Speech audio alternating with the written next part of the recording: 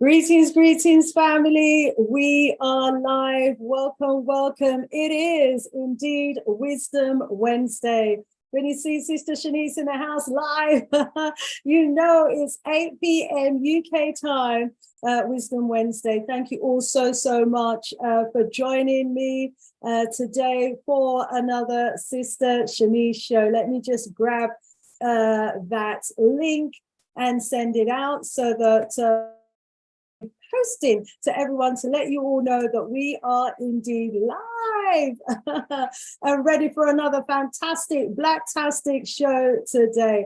Yes, today, family, we have our special guest, Ldr Mbandaka, in the house, and he's just behind stage, rearing to go as well. So I certainly hope you've had an absolutely fantastic, strong, we say strong, some of you may say weak, and looking forward to a really interesting conversation today with our beloved Ldr Mbandaka. I mean, there was just so much going on in our community.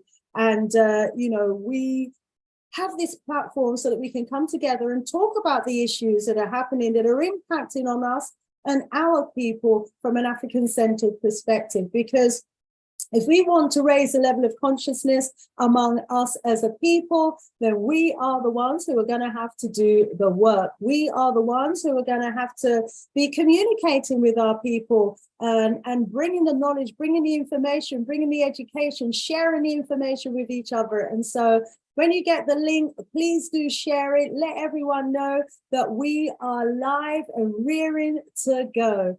So just posting behind the scenes. When you come in, family, if you're new, introduce yourself to people in the chat, you know, get to know people in the chat. We've got a beautiful family here. And, you know, if you're a regular, welcome, and we thank you for being a regular on the Sister Shanice show. Let us know where in the world that you are viewing us from. And we do have an international audience. I want to know that, you know, if you're from the continent, where are you viewing us from? If you're on the continent, if you're not on the continent and you're somewhere in Europe, where in Europe are you? If you're, you know, in the UK, you know, let us know. If you're in the Americas, let us know. We have a beautiful family of a rich culture. We have a rich culture, so many different languages. We are a beautiful people, and let us know where you are in the world. So let me just check to see if Ldr Mbandaka is ready backstage to be brought on. Coming for you now, Ldr. Hopefully you're ready there. Let's click that button there to admit Ldr Mbandaka into the house. And you know, it means that we have got a very deep and very insightful presentation tonight, because for those of you who've been following the shows that we have been doing with Ldr Mbandaka, you will know that he goes deep. And tonight he's going to be doing an analysis from a Pan-African perspective about the leaders and about the recent revolutionary coups that have happened in West Africa. We can see Ldr in the house now. Welcome, Ldr Mbandaka. How are you? You are on mute. Please unmute yourself. How are you, Ldr Mbandaka? Tenaiwari, my beloved sister, I am richly blessed and I'm giving thanks and praises. Kudzai mudzimu mukulu, give praises unto our great ancestors. Tenaiwari. Mwari, it is as always a privilege and an honor to have you in the house. I thank you so much for taking the time out to address our platform audience. I thank your queen, Sister Kai, as well, for making sure that you're available. And I thank your family as well, for allowing you the time to share with us, because, you are a man in our community with so much knowledge to share. And we can't take any of our greats in our community for granted, because they spare us, the time. These are really interesting times, I must say, don't you think, Brother Ldr? Oh, most definitely, my sister. We're really being tested. Our mettle is being tested. Our endurance is being tested as a people. But I have no doubt that we have the wherewithal, we have the substance to stand up to every test that is thrown at us. We are, after all, the first people of the first land. We are made of special stuff, my sister.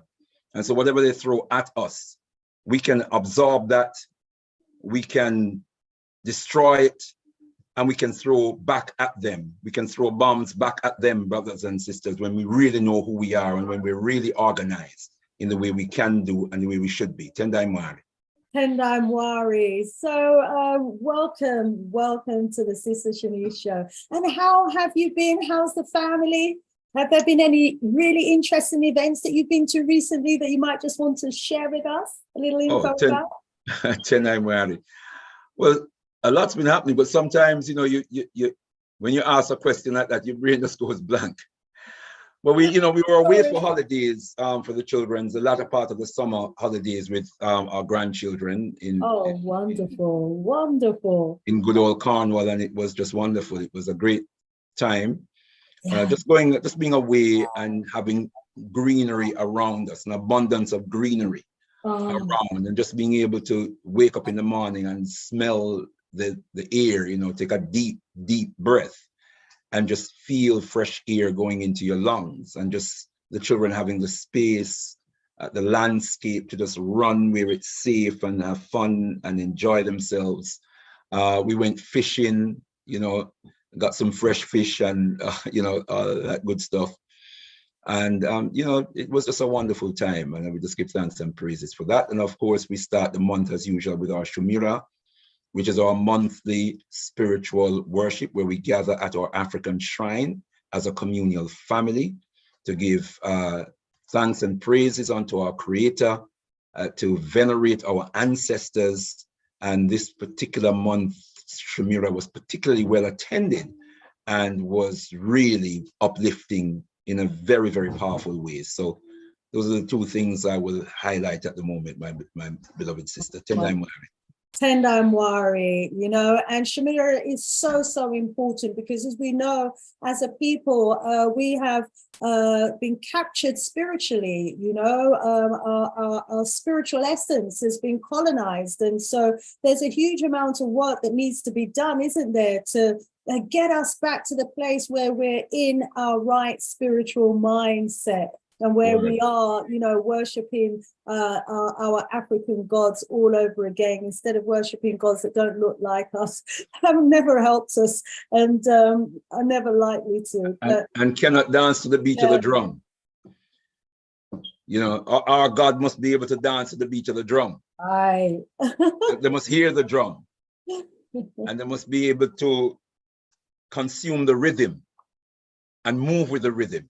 Can I also say, my dear sister, that this is also this 20th day of this month, this 9th month, which we now call Osagyefo, in honor of the life and awesome legacy of Osagyefo Kwame Nkrumah. This 20th day of the month of Osagyefo, the 9th month, is actually the Earth Day of His Imperial Majesty, the Emperor Jean-Jacques Dessalines of Haiti, born on the 20th day of the 9th month in the year 1758. Wow. We want to honor him on this day, and we are confident that his spirit is with us this evening and will guide us through the evening. And of course, tomorrow being the 21st day of this 9th month, the month of Osagyefo, is the anniversary of the birth of the Osagyefo, who was born on the 21st of the 9th month in the year so-called 1909. And so we give thanks and give praises for his legacy and for his spirit that continues to dwell among us. Tendai Mwari. Tendai Mwari, absolutely. Even today, his name was ringing in the air on my radio show on the Big G Galaxyafiwe, you know, because we were saying As it should. that this ideology and philosophy is one that we need to immerse ourselves in. We've got so many greats who have come up with, you know, such strong grounding for us as a people. And if we follow their ideologies, it will keep us on the right course. Because, wow, what a journey we have been on as a people. What a journey. Absolutely. Woo! From the great ones that we were and the great heights that we are at, to the low of our enslavement, and from enslavement to colonization, and from colonization to neocolonialism, and from neocolonialism we've been integrated, and then from integration now we've been fighting for equality, and now from equality we seem to be, they're trying to capture us back into another state of dependency. And so, you know, we have as a people got a lot of work to do in order to get our independence. So I'm just going to go over to the chat. Let me see if we've got anybody in the house with us today. Okay, let me. All right. Yes, we've got our family coming in, but let me get the chat up. You know what I wanted to ask you, beloved? I'm sure you saw the video about the young woman in Peckham who was manhandled by that big burly Asian man. We were out demonstrating. Beloved, what were your thoughts when you saw that video? Well, Tendai Mwari, shocked and horrified. That's our sister. That's an African woman. That's an African queen that's being manhandled, you know, by some Asian man, handling her like an object, you know, hand around her neck, obviously causing her a great deal of anguish and discomfort, and our sister trying to free herself from his manhandling. Shocking and disturbing, to say the very least. But I really want to just hail our community for responding in the resounding way. The outpouring of support for our sister has been, you know, really immensely uplifting and reassuring. It means that we have our finger on the pulse of our community, and that we are ready to respond to issues that affects individuals and, you know, groups of individuals within our community. It was terrible. It was disgusting. And I just want to urge us not to be swayed by all kinds of misinformation that I've heard from various quarters of the media, you know, suggesting that our sister went into the store to steal, or in fact attempted to steal something. It seems clear to me that she was dissatisfied with a product that she had purchased from the store, and offered a reasonable proposal to the storekeeper, who apparently one store attendant gave her the green light. The other store attendant didn't seem to be in connection with and in harmony with his colleague, and assumed something other than, you know, her being given the permission to change an item, and it seemed to have spiraled from there. But, you know, we must not allow ourselves to be swayed by, you know, false propaganda, as we do sometimes, and start to go down the road of, you know, misinformation. We really need to stand firm. This is our sister. It's clearly in evidence that our sister was manhandled by this vicious brute of a man, and we need to stand by her and give her our support, and you know, ensure that justice is done to for our sister. Tendai Mwari. Tendai Mwari, absolutely agree with you. I want to welcome everybody in the chat. Just saw a comment there from Kwame Nkrumah, who says that the Asian boy should be prosecuted, as simple as, and he's not surprised that the racist bully physically assaulted her. You know, we've had a number of conversations about this on Galaxy Radio, And we've looked at it from a number of different perspectives. And what we're asking all of our people to do is to stop shopping for convenience and to start shopping for liberation. What does that mean? It means that we need to recognize that all the other races out there, they want the black pound, they want the black dollar, and they love the black pound and the black dollar, but they don't value the black customers who are actually bringing them the pounds and the dollars. So we need to stop spending our money with people who don't look like us and don't like us. What we have to remember is that there's power in how we spend our money. Yes, you have the power to enrich other nations and empower other nations, or to empower your own race and your own people. And if you're not spending your money with your own people, you need to stop and ask yourself, why am I not spending my money with my own people? How are we going to elevate ourselves as a people if we're not empowering ourselves economically? Yeah, we know the statistics about how quickly the money goes out of our community.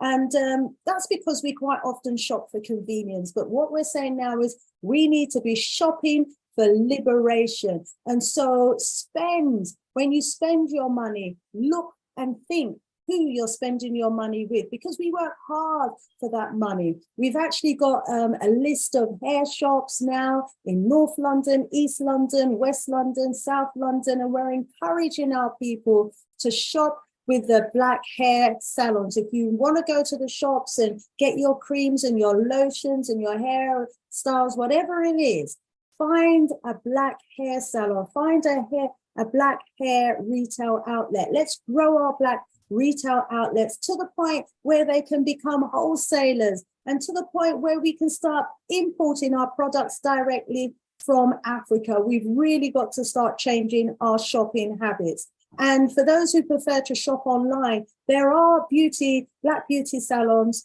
and black beauty retail outlets online that will deliver directly to your door, some on the same day if you're in London. So for example, the Beauty Cafe, I found out about, they are a hair and beauty store online, and they offer same-day delivery if you're in London and delivery worldwide. So let's start supporting our own people. I think the other thing that this case really highlighted for me and reminded me of as well is the fact that there are and there does exist anti-Black, anti-African sentiments among the Asian community towards the Black community. Why is this? That's because even within their own community, they have the caste system.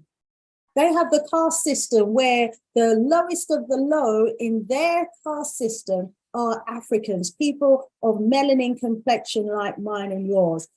These are the untouchables. These are the Dalits in India who are discriminated against, who are abused, who experience sexual violence, who are often, treated in an apartheid way. They have to drink from a different fountain, go into different restaurants, attend separate religious services. They have to walk miles to get water, really abuse people. This is how they treat people of a darker hue in their country. So when they come to places like England and America and Jamaica, we have to understand the mindset of the people that we're giving our money to, because sometimes you go in these shops and you think to yourself, why am I spending my money with these people? Look how he screw up, and look how he look like he don't even want to touch my hand to get the money. That's because they see us as the untouchables, the ones who they're not supposed to touch, the ones who they believe is like the scum at the bottom of their feet, the ones who they're used to abusing and mistreating in their country. Well, we are making it clear to them here in London, say, not nagoso yaso, not nagoso yaso, and things have to change. And we are the ones who are going to have to bring about the change. We are the ones who are going to have to make sure that we are supporting our families to open our own stores, not just hair and beauty. We have to open us. We've got to empower ourselves economically. Yes, it's the whole ambit of economics that we need as a people to control for ourselves. From the primary industries where raw materials are extracted, to secondary industries where raw materials are manufactured into finished products, into usable goods, to the tertiary industries where raw materials are bought and sold. We have to control all of that. We have to control wholesale and retail and distribution. It's all of it that we have to take control. So it's a whole complete economic infrastructure that we have to put in place. Now, when we talk about economic infrastructure, we're talking about nation building. Otherwise, we're discussing economics in a vacuum. Economics serves a socio-political entity. Economic science, is designed to serve a socio-political entity. But that socio-political entity has to be organized. That is what we mean when we talk about nation building. A people organized as a sovereign entity. And that's where we have to focus our minds. And once we start thinking on that level, then the needs and the necessities will come to our minds, and we will start putting them in place. Because we know in order to be a functioning nation, we need a comprehensive, functional economic system. Not just a shop here and a store there and an industry here, but a complete economic system of the one I described a little bit earlier on, where all aspects of economic activity is undergirded by our socio-political structure, and we have the complete infrastructure in place that enables us to take control of all aspects of our economy, including how we organize collectively our finances. So that would be my contribution to that discussion, my sister. Tendai Moyami. Tendai Mwari, thank you so much, Ldr Mbandaka. Let me go over to the chat and just welcome some of the family in the house, and then we'll come straight back to you. I hope everything's okay your end. Yes. Good. Okay. All right. So welcome, family. Let's see who we got in the house. We've got the B1 family in the house. Rise up, Zachary. Good to have you in the house. DD from Kent in the UK. Rise up. Welcome. Kwame Oboje. Good to have you in the house as well. Bossman's in the house. Wudum. Black Hatchet Bossman. Yes. And Kwame saying Tendai Mwari, Ldr Mbandaka, and the Al-Qaeda Revivalist Movement family. Yes, he said, where is the shrine? How can I attend? So we'll come back to you for a response on that.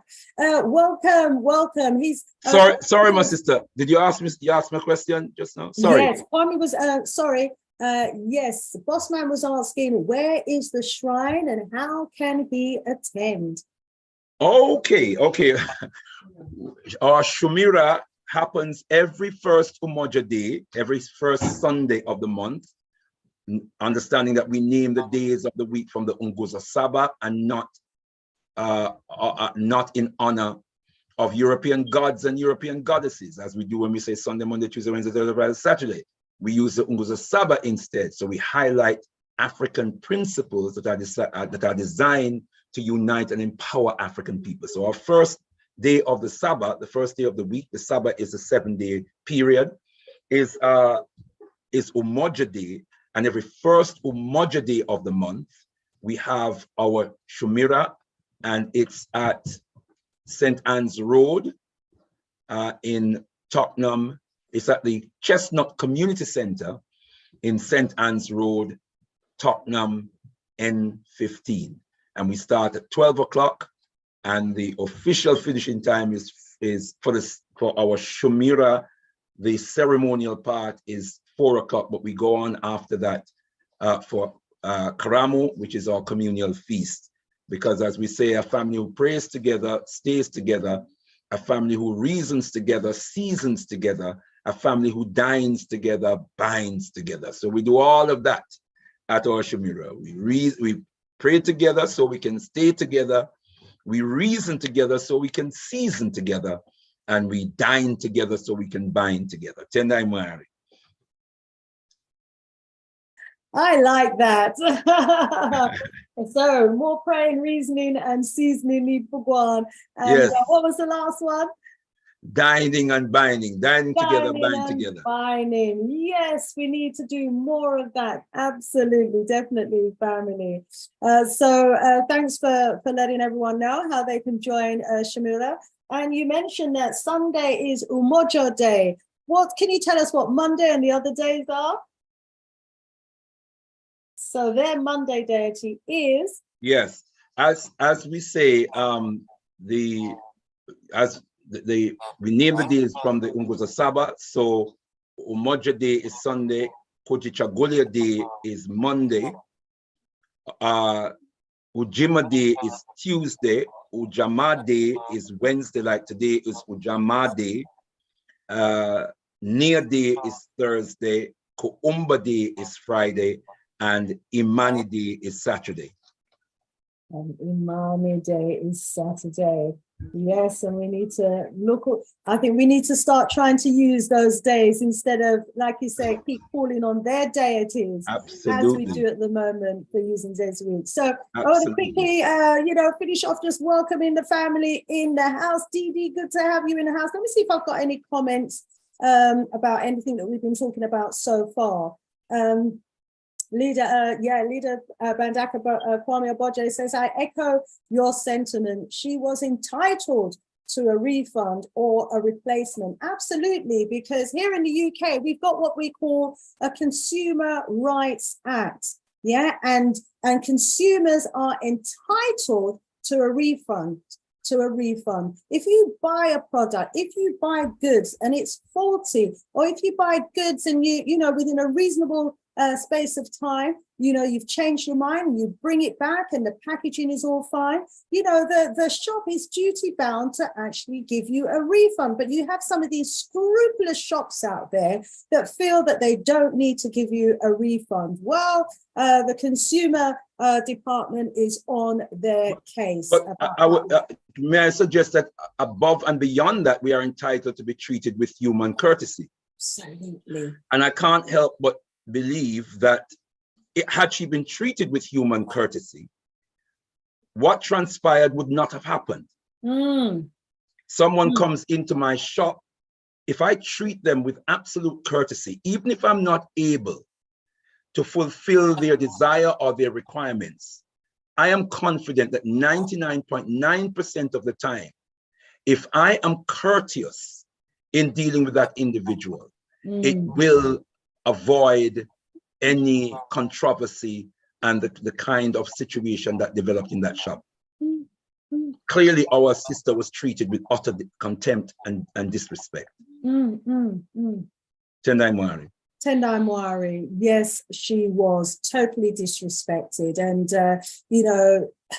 it could have been me, it could have been any one of the sisters. I mean, the abuse is totally unacceptable in our community. So for all the comments in the chats, rise you all up. I'm seeing someone rising up, Sister Afrijamo. I can't see you in here, Sister Afrijamo. I don't know if your site is hidden. But yeah, we haven't seen Go Travel Abroad for a while. Welcome, good to have you in the house. She said, I was proud to see so many foundational Black Americans watching, standing in virtual solidarity with our Peckham family. Yes. That was very uplifting, I must say. Family from America said, where's the folded chairs? They said we should have the chairs out there. You know what they're referring to there. Yeah. Oh, enough jokes. Yeah, whose Earth Day is it? Yes, Baba Desaline's Earth Day. We rise up, Brother Desaline's. On the subject of Earth Days, may I just rise up my own maternal source?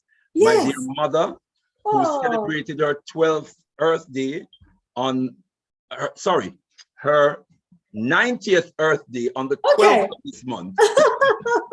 90, beautiful. Yes. Oh, and she's just absolutely gorgeous and beautiful and so regal, and give thanks and praises. We had a little celebration for her on Imani Day that went so well and lifted her spirits so much. My mother is is a bundle of energy, even at 90. Wow. Very, very active in her church in particular.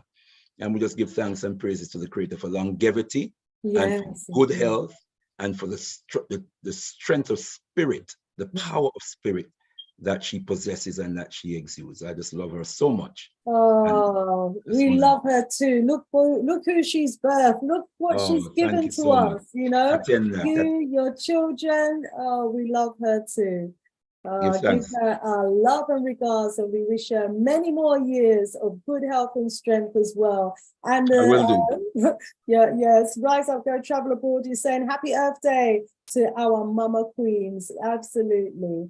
A Positive Glow saying they have a no refund policy because they know who their customers are. Yeah, we've been treated with so much abuse and disrespect. Well, what we're saying now is enough is enough, so we've got to start doing better. We've got to find the black hair shops and put our money in the hands of those who might give us a lot more respect. And even if they don't, at least we're empowering our nation, And Leon is saying, and put the money on the table when you give them your money in. Yeah, this is it. You give them your money in their hand and they want to give you the change on the table. That's because, they see us as untouchables. They have, this caste system in India, and they're bringing that ideology to the UK. But this is a place and a space where we have been fighting for decades. 200 years if we go back prior to Marcus Garvey here in the UK, for equality, for freedom, and to get the respect that we do. And so we're certainly not going to be allowing newcomers who we have paved the way to allow to come into the country in the first place from our fights to then want to come in and abuse us as a people. Rise up, Sister Rosemary. Good to have you in the house as well. Rising us up, up, up. So rise up, everybody who's in the house. As always, we're really excited about the presentation that Ldr Mbandaka is going to do for us today. There's so much that's been happening on the western front of our continent, and it's wonderful to see, our people coming together. Empire building, yes, they're coming together, not as with the kingdom mentality. They're coming together with an empire mentality. So really excited about the times that we're in. And Ldr Mbandaka, are you ready or not quite ready? You're on mute. Okay, Ldr Mbandaka's on mute. Let me go back. Sis, can you just give me 2 minutes? Yes, sure. No problem whatsoever. Okay. Yeah. Thank you, my sister. No problem. So as I was saying, the Indians, they have a caste system that they practice, and they see us with the darker hue as ones who are the outcasts, ones who shouldn't have positions of power, ones who shouldn't have positions on their television screens. If you was to look at Bollywood, you would think that all the Indians are almost white, but they are just the minority in the country. But even though they're the minority, they oppress the majority of the people. They are used to abusing and mistreating the people of the darker hue, who tend to be in the villages and in rural communities. And so there's a lot of abuse that they have been meting out on people who look like us in their country, and they think that they can come here and treat us in the same way. But, a lot of us are not aware of what's going on in India. We're not aware of the caste system. We're not aware, of the violence that they continuously heap on the millions and millions of Dalits, who they used to call the untouchables, in their society, who are at the bottom of the caste system. And I think that incident really brought it to light for me and a lot of our people, because some of our people were so shocked and so disturbed by what happened. It was like, how dare he, treat a woman like that? How could he? What sort of mindset could he have to even think of putting his hands around a woman's neck like that? But then when you start to think about the caste system and the Dalit system that they have over there, and the apartheid kind of regime, then you understand what's really going on. So How we doing? How we doing your end, brother leader? And maybe some challenges there. Shall I put you backstage for a little while? Yes, please. Yes, Yeah. please. Okay. And then you can sort out. And then Yeah, it shouldn't be long. Shouldn't be long. Shouldn't be long. It's all good. Absolutely fine. So, family, you've got me for a little while. And so, I was outside the shop in Peckham as well. I was demonstrating. I was interviewing people who were there, absolutely appalled by the video that I saw. And, the sad thing about it is that you've got some people of our hue who were trying to justify it. There's no justification for that sort of abuse. Some of our people say, oh, she was stealing. Do you not know what it means to steal? You only steal something when you take something and leave the shop with it without paying. She did not leave the shop. She did not take anything and leave the shop. So legally, her actions did not constitute stealing. And even if she was stealing, which she wasn't, that abusive treatment is totally unacceptable. So, what I was seeing basically was racial hatred. I was seeing, someone who felt that they could just abuse a Black woman and get away with it. But we all turned out, in our hundreds outside of the shop over a few days, and we're like, no way, Jose. And I certainly hope that, going forward, we are going to be shopping for liberation, and that we're not simply going to be shopping for convenience. Otherwise, we really only do have ourselves to blame for the abuse and for the treatment, the mistreatment that we get as a people. So let me go over to the chat for a little while, shall I? Oh, by the way, I've just put a new video out today on my channel. I was actually looking into the millions that went missing from SSL. SSL is the Stocks and Security Limited Company, investment company in Jamaica. That's the firm that used to, Usain Bolt invested his 12 million US dollars in. And also, even the Prime Minister of Jamaica, Andrew Holness, had invested his money in SSL as well. But interestingly, according to a caller that rang up on my show earlier today, he said that Andrew Holness had actually withdrawn his money from SSL before this whole thing came on top. Well, I did a show on that today that I've posted in my chat, because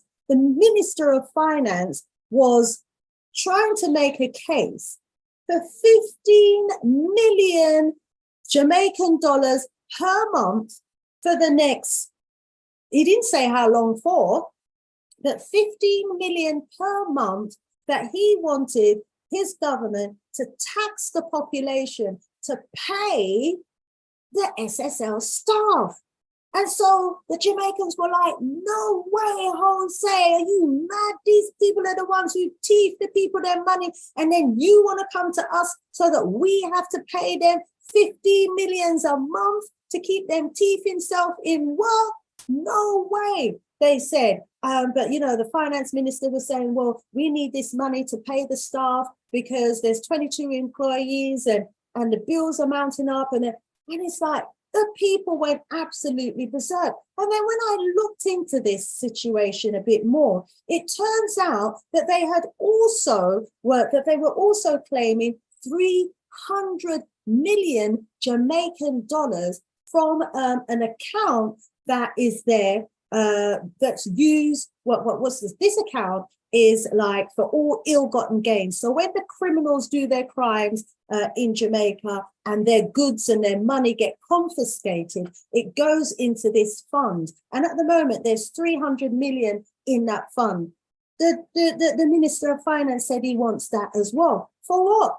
He wants that because he wants to expand the building where he is, do up the building for where they use to do these investigations. And he wants to increase the staff complement from about 93 staff members to about 190 odd staff members. was like, why do you need nearly 200 members of staff to be investigating crimes? Why do you feel you need to grow the sector to that extent? That's obviously because they want to invest in staff to investigate crime rather than invest in preventing crime. So if they had concrete plans in place to create jobs and opportunities and business startups for the people of Jamaica, crime would be going down. But, no, they anticipate crime increasing, or what he certainly wants to do is to increase his portfolio and grow his department, which is the Financial Investigation Division, which is under the Financial Services Commission. It's like, really? So they wanted 15 million a month from the Jamaican population, 300 million from this account that has all of the ill-gotten gains from criminality. And then when I started looking some more, it turns out that the account itself, the SSL account, still has 1 point something, I think it's about 1.3 billion in the account. Let me see if I can quickly find exactly how much they've got in the SSL account. So if they've got over a billion, 1.8 billion in reserves in the SSL account. So if you've got 1.8 billion in the SSL account, that means you're earning millions probably on a daily basis from interest alone. Why do you then need, the Jamaican people to be giving you 15 million a month to pay the staff when the staff could be paid from the reserves or from the interest from the reserves? Plus the 300 million, then because the people in Jamaica start ball about it, hear what? He announced he no longer needs the money from the government. Why? Because they have received $1 million from the SSL insurance. Now, you can't tell me, so they never know that insurance for 1 million wasn't on the way. You ain't just going to get an insurance payout out of the blue like that, and you never know. So that $1 million, was coming. That's 155 Jamaican million dollars. What do you make of that, family? How much time they want to get paid for do this investigation? And remember, an investigation of this sort is just some people sitting behind a computer with a phone and internet, so they can make the phone calls, they can do the analysis, they can check the paperwork, they can know. Really? Wanting all of this money for what they call extraordinary expenses, are all for extraordinary expense. They wanted all of this money for. Anyway, if you want to hear what the Jamaicans had to say, check out my video on the platform. It's all there. Family. You see how these people say, you see the abuse, even our own Jamaican government. So Mikey says, Jamaica not recognize Haitians who arrived by boat, no asylum seeker status. You hear the wickedness?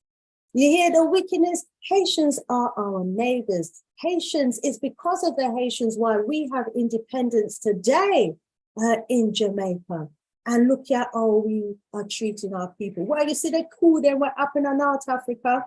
I walk them preparing themselves for cool in Jamaica, because it's about time, there was a government in place that was for the people. Because to be honest, the two political parties they've got is just the same, just different sides of the same coin. Time for change. Let me just go backstage and see if Ldr Mbandaka is ready for us now.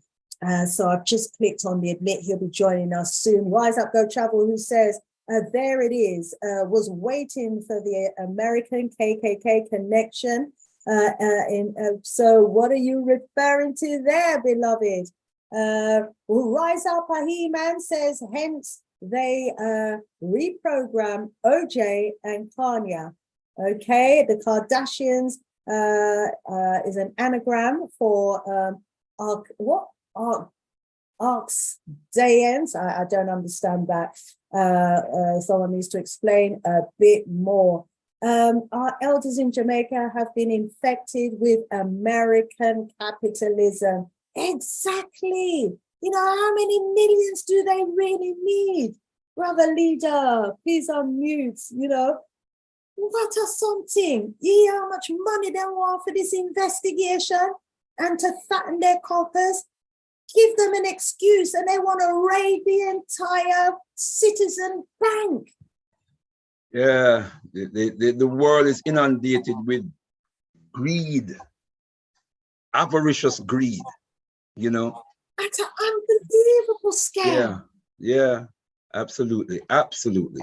That's why there's so much suffering in the world, so much suffering and so much warfare, you know, because the greedy, the gravelicious, the covetous are the ones that control, you know, control the world at present. You know, control the financial system, control the banking system, control the global economic systems, you know, so that they can, you know, they can commandeer all the wealth in the world for themselves.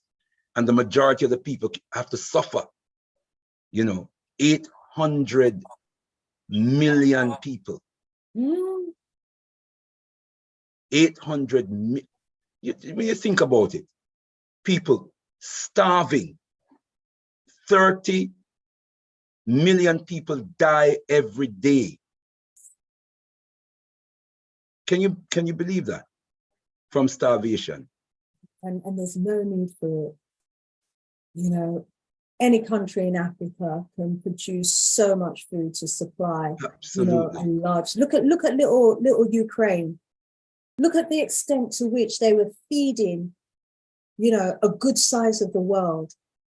And when we compare the size of Africa, there's absolutely, you know, it's because of all of this mismanagement and abuse and my dear sister, exploitation. I've said it on your show before. It is a matter of fact, well-known fact, that the Congo alone can feed the world for 50 years or more. The Congo alone can feed the world. There is no need for starvation, malnutrition, poverty. There's no destitution, human destitution. There is no need for it, except that the greedy who control the world have to hoard wealth, have to bask in, you know, outlandish wealth and opulence, while others suffer, while millions suffer.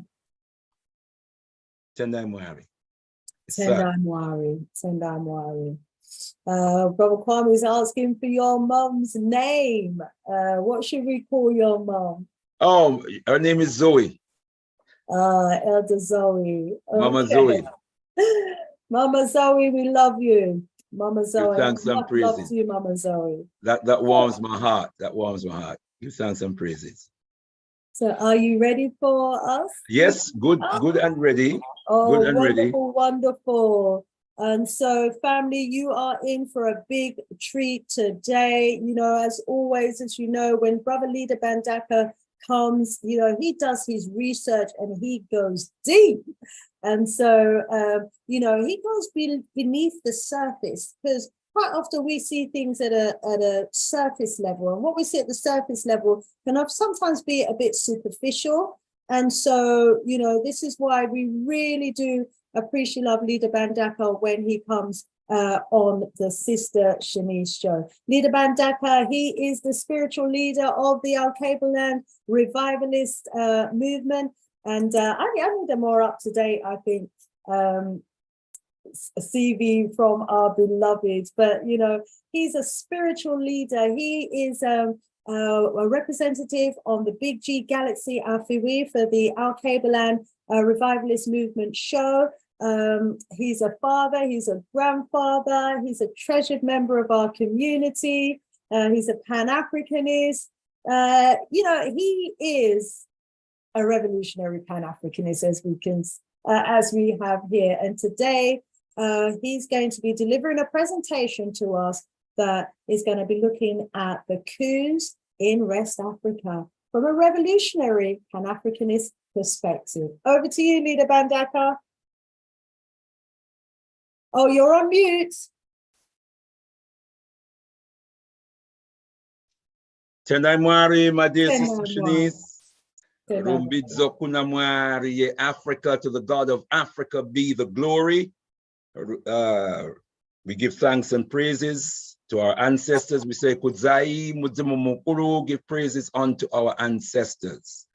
I bring greetings as always in the most precious, powerful and bountiful name of our motherland, Al-Kebula and Mama Africa, in the sacred spirits of our most gracious ancestors, and in a prayer for oneness, hope, and prosperity for all African people upon the face of Mother Earth. Rumbidzo kunamwari Africa, to the God of Africa be the glory. It is a joy to be an African and a joy to be on Sister Shanice's show, ministering to the most important and the most beautiful people on the planet, the sons, and the most coveted people on the planet, the sons and daughters of Africa.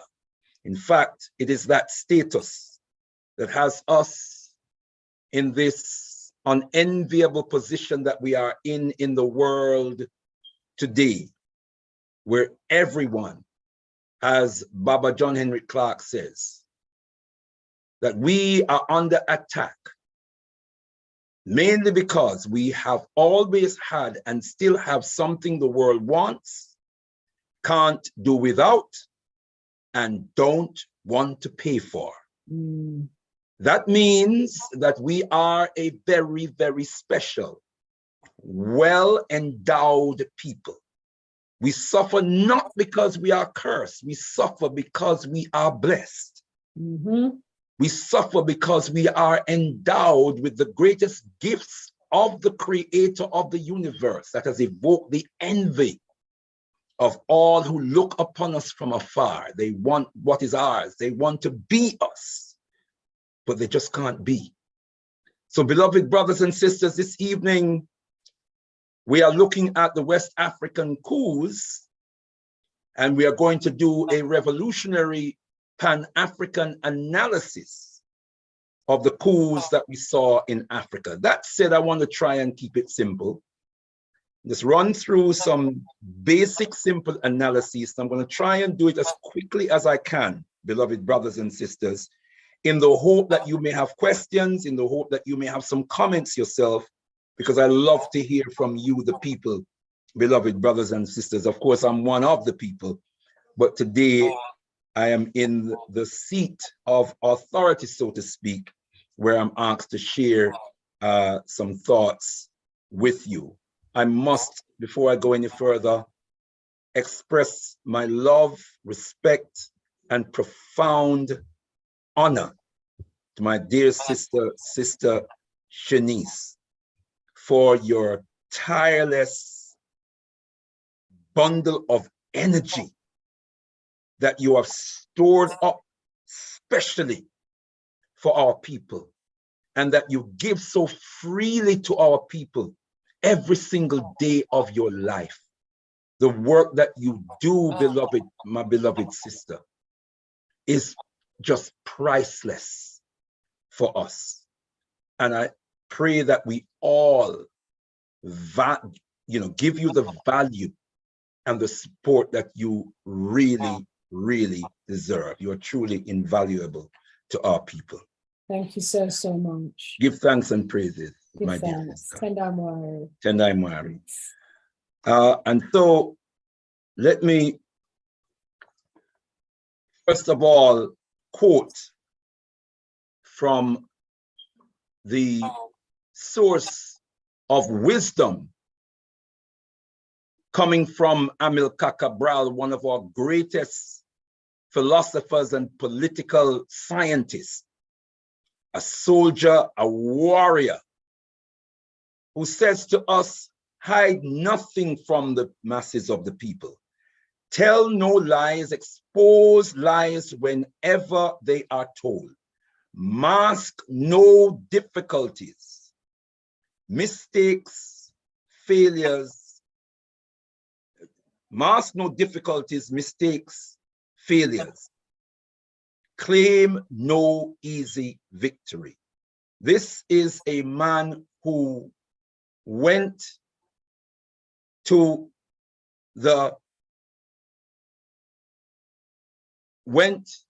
war against the enemy. This is a soldier who fought on the battlefield, who organized soldiers fighting on the battlefield for the liberation of the African continent. And he is saying to us that we must hide nothing from the people. He wants us to understand that our fight as African people is one that is complex in its nature, and we have to be true to ourselves, and we have to be honest with ourselves as we seek to develop our better understanding and a better system of organization and stratification to bring about our liberation. Yes. I want to quote also from our ancient ancestral wisdom, which I learned from this great brother, King Maponga Marara, Maponga Marara of Zimbabwe. I believe he lives in Tanzania, South Africa presently. And he shares these words of deep wisdom from our ancestral source. If the wet wood burns, then the dry wood is in trouble. I'm sure I've shared this on Sister Shanice's show sometime in the past, because I just love the power and the depth of this wisdom. And what this means, this metaphor, this powerful metaphor means, as we know, wet wood don't burn. It's impossible to burn wet wood. You have to dry that wood out before you can burn it. So the wet wood here is a protector for the dry wood. But this symbolism is addressing a particular subject, a subject in which we as African people, we as Africans who call ourselves conscious Africans, represent the wet wood in this metaphor. And the dry wood are the many among us who do not have the level of consciousness, the level of African-centered consciousness, the Pan-African consciousness, the nationalist consciousness. The concept of burning here is the propaganda that we can often be exposed to, and we can often be confused by. We, the wet wood, if we internalize and we allow ourselves to be manipulated by their propaganda, then the protective defense mechanism for our people, the wet wood, will not serve to protect the dry wood. We are the wet wood, and we must protect the dry wood. Now, beloved brothers and sisters, we're doing a revolutionary analysis, so we must have a definition of revolution. And our great brother Fred Hampton, one of the leading lights of the Black Panther Party, defines revolution as to revolve power back into the hands of the masses of the people, to revolve power back into the hands of the masses of the people. So wherever we have a movement, or we have a system or a program that is designed or that is actually revolving power back into the hands of the people, or designed to revolve power back into the hands of the people, it qualifies as revolutionary. If it is not designed to revolve power back into the hands of the masses of the people, it is not revolutionary.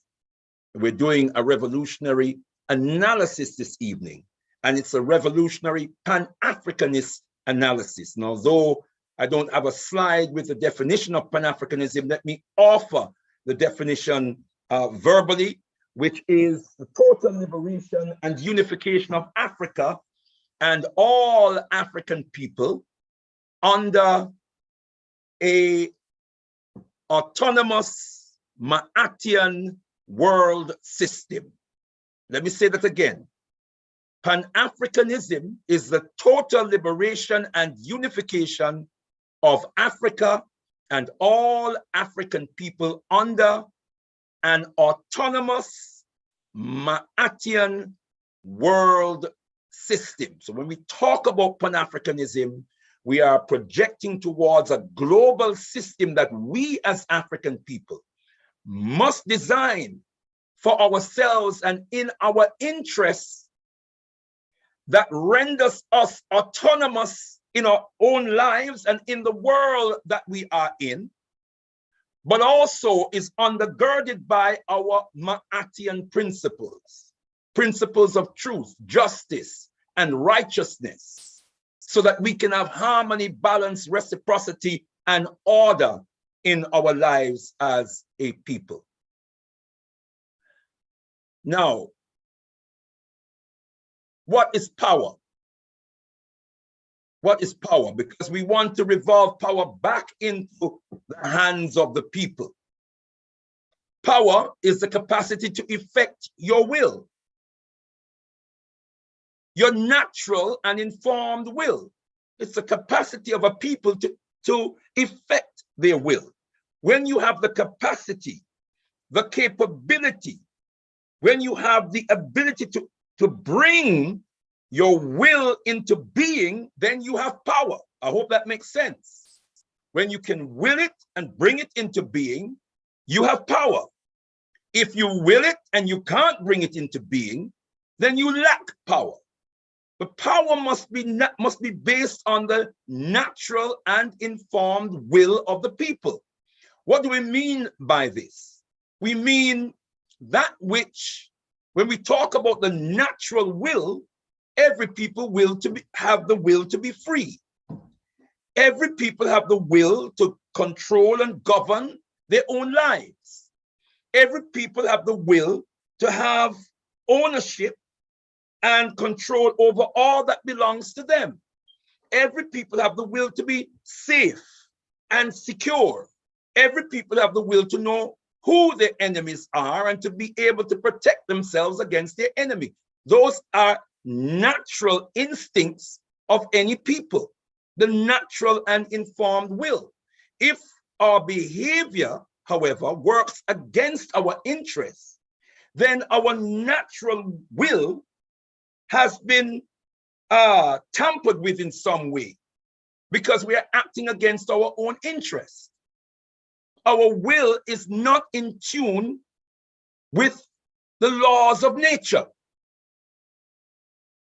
The informed will is that which is, the informed will is a people who are well informed about their own realities, informed about your history, informed about your material circumstances that you are living in, informed about the world that you are in, what works in your interest, that works against your interest, so that you can make informed decisions. So power is the capacity to effect your will. And we say your natural and informed will. And we say will is the determination to be that which Mwari Nyakusika, God the Creator, created us to be. Now this evening we're talking about the coups in, well, we say West Africa. It's West Africa, West Central Africa, if you will. And beloved brothers and sisters, what we have on the screen presently is what they call the Sahel belt, which is from Mauritania and Senegal, which is below Mauritania, even though the name isn't there, beloved brothers and sisters, right across from the Atlantic Ocean, which lies on the west of Mauritania, Senegal, right across through Mali, Nigeria, Niger, Chad, Sudan, and Eritrea, which is just on the right of which, or on the east of which, is the Red Sea. And we have turbulence throughout that region, so much so that almost all of that region is presently under the control of a military junta. Not only are they under the control of military juntas, but military juntas which are based on forces that are trained, resourced, and equipped mainly by France, the United States of America, and the European Union. And so we have to ask ourselves, in whose interest have they been training our soldiers, equipping our soldiers, logistically organizing the military forces of the African continent? Is it in our interest? Is it to create a military force on the African continent that can defend and protect African interests? I think not. Predominantly, these countries like Mali, Niger, Guinea, Burkina Faso are known as Francophone countries. In other words, they're French-speaking countries that have had a history of colonization, neo-colonial control by France. And France has been a particularly vicious neo-colonial and colonial controller on the African continent. To understand the situation in Mali, Niger, Burkina Faso, and Guinea, we must understand the French neo-colonial strangulation of African nations post independence. We must understand that France had imposed on these African countries, even though Guinea had opted out, and France had responded viciously by trashing the Guinea economy completely and trashing the Guinea society before they left, because Guinea refused to accept their colonial, their neo-colonial package that they imposed on other so-called Francophone countries to insist that the French army must remain. And our armies in these so-called Francophone countries must be trained and equipped by the French, that France must control our economy, that France must have first refusal in regards to extraction of our natural resources, in regards to establishing manufacturing industries in these countries, that France has imposed upon these nations, imposed upon them a currency called the CFA. This currency that's pegged, first of all, to the French franc, and now to the euro.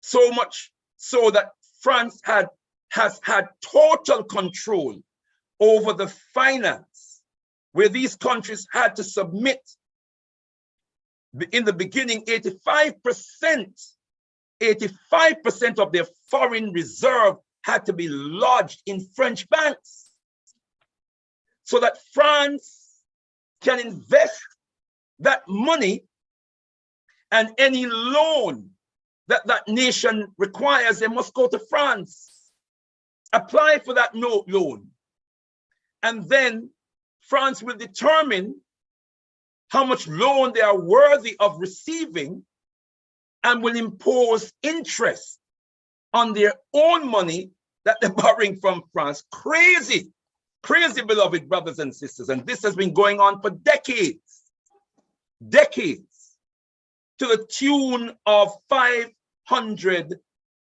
billion, that's $500 billion a year. Now this 500 billion figure, I've been hearing for over a decade now.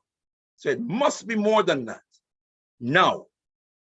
but you're talking about at least $500 billion per year. So every 2 years, it is at least $1 trillion. And France invests this money so that this money can be used to enhance her infrastructure. This money can be used to build institutions and industries in France that benefits French interests, but sucks this money out of the economy, sucks the economies of these African nations dry. So this is the reality of what these countries have been facing, beloved brothers and sisters, for too long. Now, I want to say before I go any further that there has always been anti-French sentiments, and I hope to demonstrate that as we go along with the presentation this evening. There have always been anti-French sentiments in all of these countries, in all of these nations that have been expressed since France dared to invade, conquer, enslave, and colonize African people in these nations. They have always been resistance, and they have always been anti-French sentiments among our people in these nations. Now, that's a chronology of the coups in these 4 countries. I'm just focusing on these 4 countries. I know that there was a so-called coup in Gabon subsequently, but I want to focus on these 4 countries, and then if brothers and sisters want to ask any questions afterwards in relation to Gabon, I'll do my best to address that, or indeed share any information that you do have. But we know that in terms of Mali, on the 24th of May was the last coup in Mali, 2021. In Guinea, 1st of October 2021. In Burkina Faso, 30th of September 2022. In Niger, the 26th of July of this year, 2023.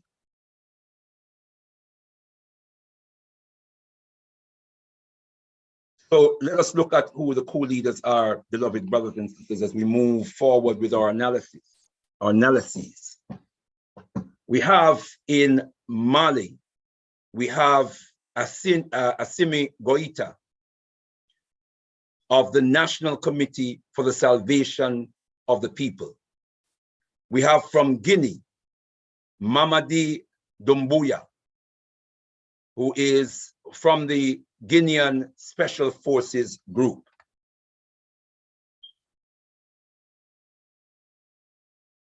From Burkina Faso, Ibrahim Traoré, the Patriotic Movement for Safeguard and Restoration. And then you have Abdurrahmani Chiani of the National Council for the Safeguard of the Homeland. These are the coup leaders, the people who have also emerged as the heads of state in these various countries. We gather and we understand, beloved brothers and sisters, that in all of these countries, people have come out and demonstrated their disdain for the French and for French presence on the soil of Africa, and have been demanding an exodus, an expulsion of the French from these nations. I want to make it very, very clear that we within the Al-Qibla revivalist movement stand in solidarity with our people on the ground, stand in solidarity in their demand for the expulsion of France from their nations. And insofar as these military juntas are committed to defending the natural and informed will of the people, insofar as these military juntas are committed to defending African sovereignty, defending African territorial integrity as their primary focus, their primary agenda.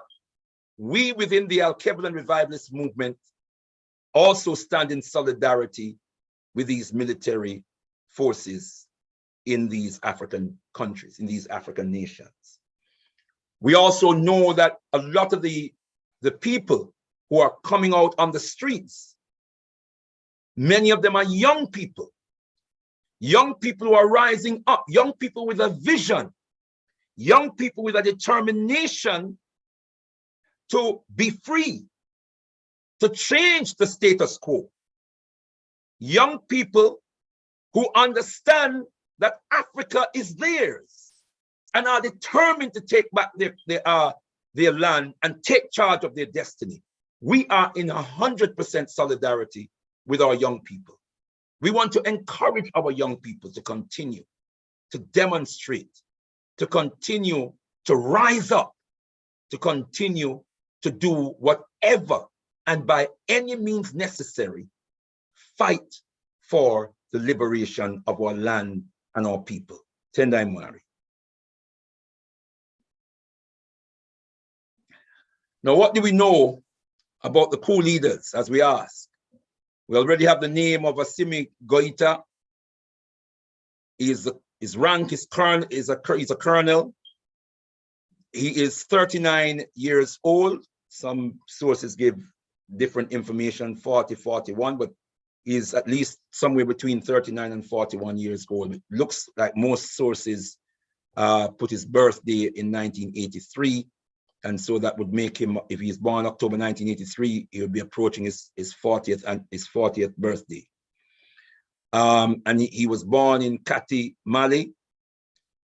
He is married to an African woman, and that's significant. He joined the army. In fact, he was raised in a French military camp because his father was a military man who resided in a French military camp. The information about deployments is not there, but suffice to say that he, in 2018, attended a special US training in Burkina Faso. And this is important because at that training, he met Madibo Keita, sorry, did I say that right? No, Mamadi Doumbouya. And both of them have become close associates. Of course, Burkina Faso is where Ibrahim Traore resides and where he we'll come to him in a moment. But the evidence suggests that at least those three had met each other in Burkina Faso under that training of special commanders. We have Mamadi Doumbouya, who is a lieutenant colonel, former French legionnaire. So he would have sworn allegiance to France. Let us be clear about that, beloved brothers and sisters. He is 43 years of age. He was born, his place of birth is Kankan, the Kankan region in Guinea. He is of Mandinga origin. And he is married to a woman by the name of Lauriane Doumbouya, who is a white senior French police officer. A white senior French police, a military police officer. It's important that we are aware of this, beloved brothers and sisters, because she would also have sworn allegiance to the Republic of France and to defend the status quo of the Republic of France.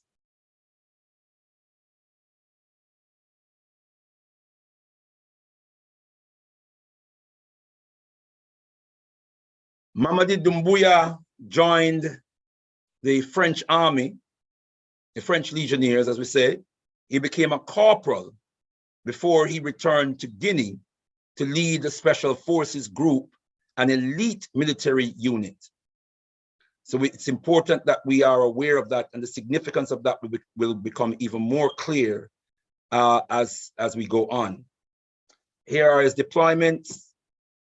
He was sent to Afghanistan, to Ivory Coast, Djibouti, Central African Republic, to Israel, Cyprus, the UK, to Guinea. During his 15 years career, it's more like 18 years career now, beloved brothers and sisters, because I believe he joined in 2005, 2006, as the information suggests here. So it's some 17, 18 years that he has been serving in the French army. Tendai Mwari. Tendai Mwari. Then the coup occurred on the 1st of, as we have already said, on the 1st of October in 2021. Notably, he was one of 25 officials from Guinea who the European Union threatened sanctions over allegations of human rights abuses. How significant that is, we're not really sure, but I'm putting that note there. In May 2021, rumors abounded of a possible government arrest of Doumbouya whilst in Conakry on unknown accusations and charges. Ibrahim Traore, his rank is captain, lieutenant, his date of birth 1988, place of birth Bondokoi, Mohun province. He doesn't appear to be married, beloved brothers and sisters. I've put that bit in because I wanted to know how many of these young men were married to African women, or were they married to French women? And if they were married to French women, what these French women's occupations were, because I felt that that was significant. He joined the army in 2009.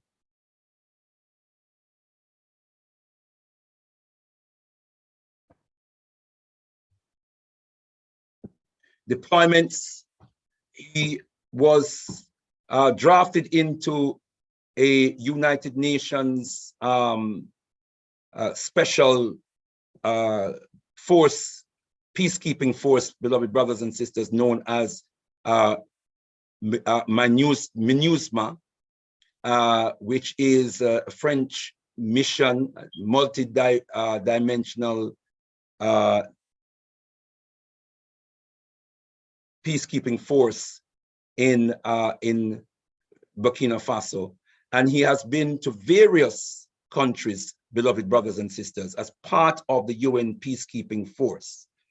Some of these activities of the United Nations peacekeeping force, when we talk about the UN peacekeeping forces, brothers and sisters, some of their activities are very, very oppressive activities on the African continent. Some of them are very divisive activities on the African continent, where they are actually used to suppress any semblance of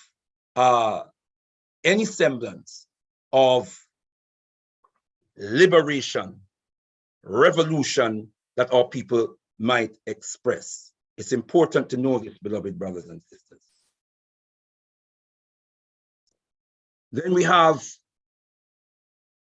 Abdurrahmani Chiani, a Hausa, date of birth 1960 to 1961. So he is age 60 to 62. He was a captain, chief commander of the Presidential Guard since 2011. He was appointed by the former president, Mahamadou Issoufou. Mahamadou Issoufou was as much a Francophile, meaning love France, committed to France as the more recent president, Bazoum. In fact, he was the person who, when his term ran out, he earmarked Bazoum to be his successor. Not only did he earmark Bazoum to be his successor, he selected Chiani to head the presidential guard because Chiani was a trusted servant of France. He had faith in Chiani. And that's important, beloved brothers and sisters, to note.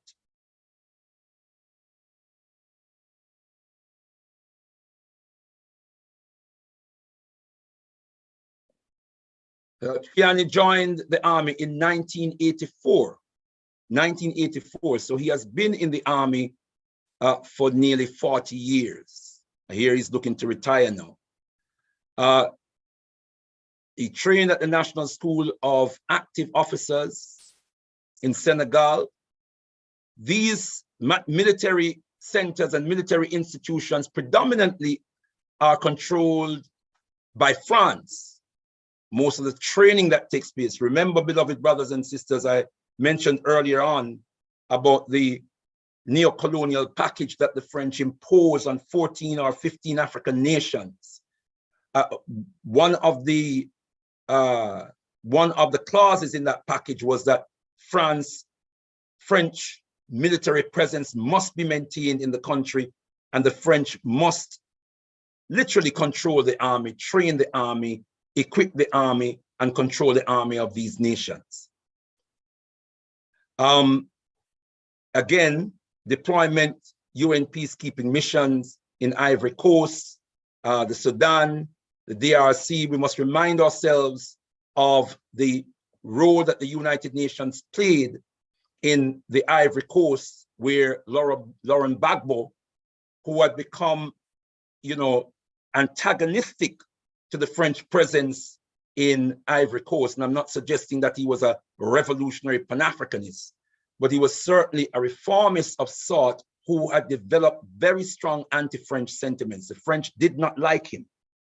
And we have to remind ourselves of the role that the United Nations played and gave cover for the French to invade Ivory Coast, to overthrow Ldr Mbandaka, and to install the present Francophile president Ouattara, who is presently still the president of Ivory Coast. The coup occurred on the 26th of July, as we know, in 2023. At least 5 of the leading members of the Niger coup, the Niger military army, were trained by the United States. That is very, very important and very significant, beloved brothers and sisters. Now, I just want to quickly run through some of the events leading up to the various coups. The question that we're asking here is whether these coups are revolutionary coups. This is not by any means to delegitimize the legitimate cry of the people to expel France from their country and to take control of their own destiny. Please do not be confused by this. But what we are focusing our minds on is what really brought about the coups. What triggered the actions that brought about these military takeovers of the governments of these countries in West Africa? Was it driven by a revolutionary vision, a Pan-Africanist vision? Was it driven by an ideology for Pan-African unity, Pan-African liberation? Was it driven by that, or were there other circumstances? Here are some of the events leading up to the coup. Growing Islamic insurgency. Since 2011, after the toppling of what's his name, of Libya, Gaddafi, Colonel Gaddafi of Libya. After toppling Colonel Gaddafi of Libya, and we had an unleashing of these insurgency groups, calling themselves Al-Qaeda, Tuareg, and others on the African continent. Right across the African continent. And they have continued to wreak havoc in a number of African nations, in West Africa, in Central Africa, even in some parts of East Africa. We hear reports of these insurgencies, these Islamist insurgencies in various countries on the African continent. The vicious forces, they destroy communities, they murder African people en masse, they disrupt communities and cause masses of African people to become refugees, crossing borders into other countries in desperation. The presence of these forces have caused massive upstir on the African continent, massive disruption to lives, destruction to lives and to communities on the African continent. In August 2020, Assimi Goïta led a military overthrow of President Ibrahim Boubacar Keïta for failure to effectively deal with the insurgency. Ba Ndao was named the president by this military junta, and Keïta himself was named vice president. On the 24th of May in 2021, tensions ensued after Ndao announced cabinet reshuffle without consulting with Goïta. Two of Goïta's fellow Coups, Sadio Kamara and Madibo Kone, sat in reshuffle. So two of his associates, two of his close associates who were part of the coup, who had government ministerial positions, were sacked in the reshuffle. Goïta responded by arresting Ndao and the Prime Minister Maatian Ouane.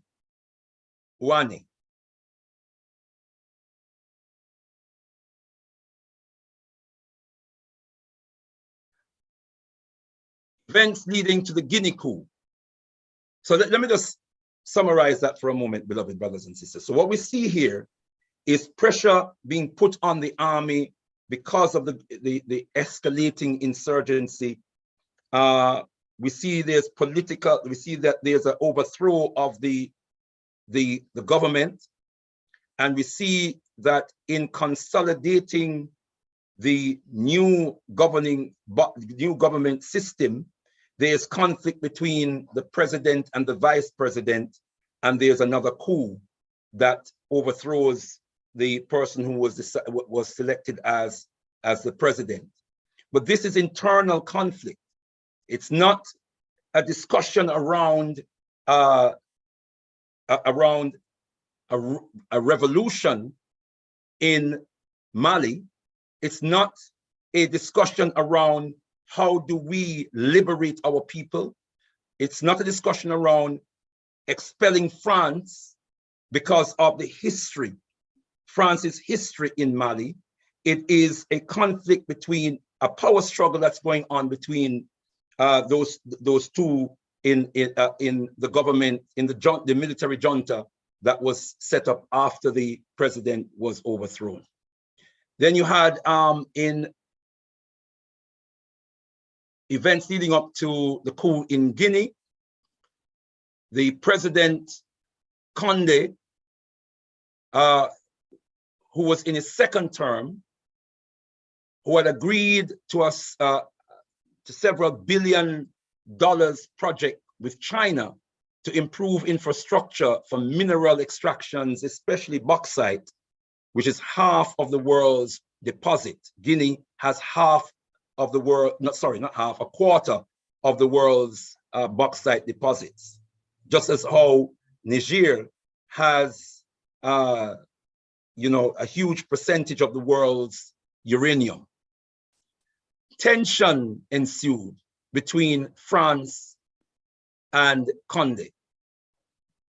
In 2018, Mamadi Doumbouya, former French legionnaire, is returned to Guinea to take command of its elite forces. And this is after, if you remember, beloved brothers and sisters, we said earlier on, it was following attending special training in Burkina Faso. Commanders of special forces in West African, in these countries in West Africa. So, beloved brothers and sisters, he is brought back in 2018 to take over the special armed forces. 2020, Condé changed the constitution to secure a third term. Widespread protests were suppressed using the army. So the same army was used to crush widespread protests, which is similar to the other nations, beloved brothers and sisters. The same armies were used, as has been the case historically. The army, in fact, had it not been for the army, these neo-colonial governments that have protected French interests in Africa for so long would not have been able to survive had it not been for the neo-colonial armies that have been trained, beloved brothers and sisters, to protect French interests. They work along with the neo-colonial governments to protect French interests. August 2021, Condé raised taxes, slashed public spending, including police and military spending, increased funding for the president's office and for the National Assembly. This did not go down well with the people, nor did it go down well with the army or the security forces. On the 1st of October, Doumbouya led a coup that overthrew Condé.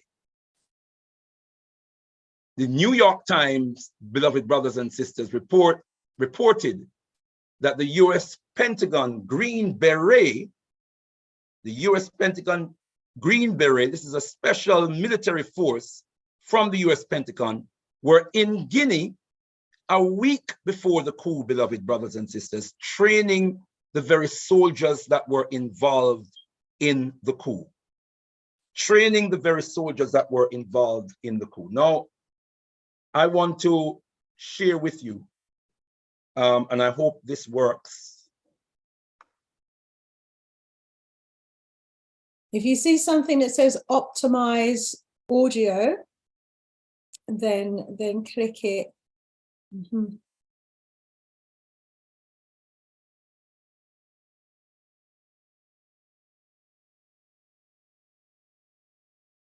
I want to play the optimize audio. What does it say?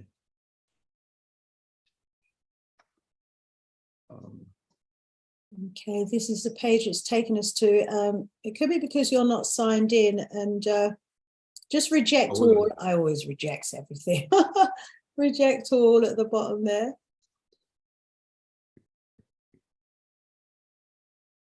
Okay, one second.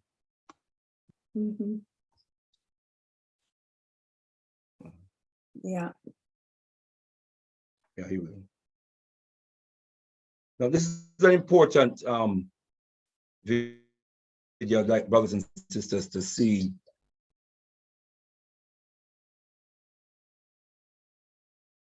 Yeah.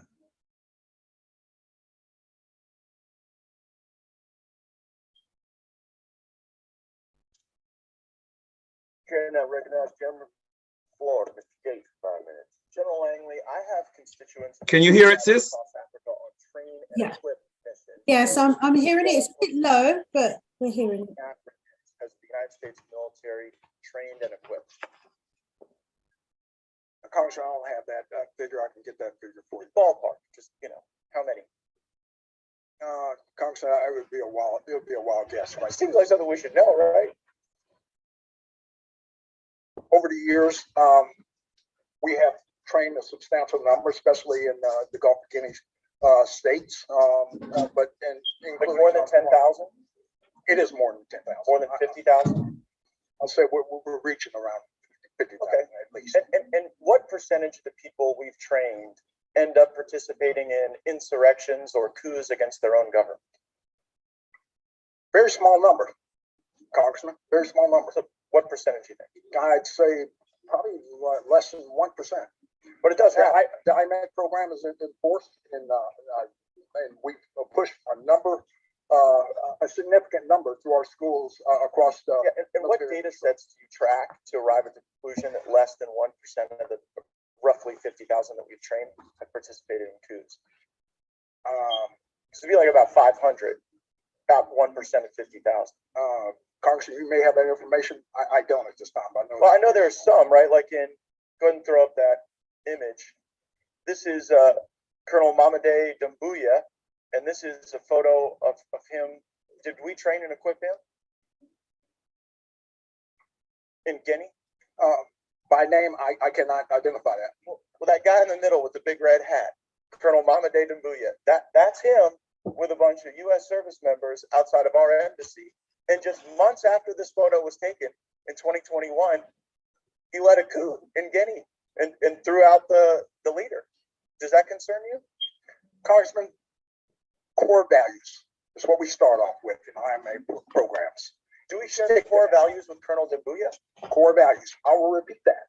Core values. I know. Respect for humanity. Do we share those values with Colonel Doumbouya? Absolutely. In our curriculum. He led a coup. We do. Okay, that's a very telling answer. In Burkina Faso, did we share core values with the leader that we trained there who led a coup? It's in our curriculum. We stress core values. Curriculum? Request civilian-led governance. Wait, hold on. Is leading coups in our curriculum? Absolutely not. So Civilian-led. The question is, do we share core values with the coup leader in Burkina Faso, who we trained? Holistically, we teach core values with respect for civilian governance, apolitical, and that's what sticks across a very high percentage in the 90 over 95%. Right? But not everybody. And I wonder how many people it takes to plan a coup. I mean, initially you didn't know how many we trained and equipped. Then you said it was 1%. You had no basis for that 1% number because there's no data set you track. Mr. Chairman, I seek unanimous consent to enter into the record. Another U.S. trained soldier stages a coup in West Africa by the Intercept. Without objection, so ordered. And I further seek unanimous consent to enter into the record. U.S. forces trained the Guinean colonel behind the recent coup in West African country. This is regard to Guinea. Without objection, so ordered. So I guess the question is, why should U.S. taxpayers be paying to train people who then lead coups in Africa?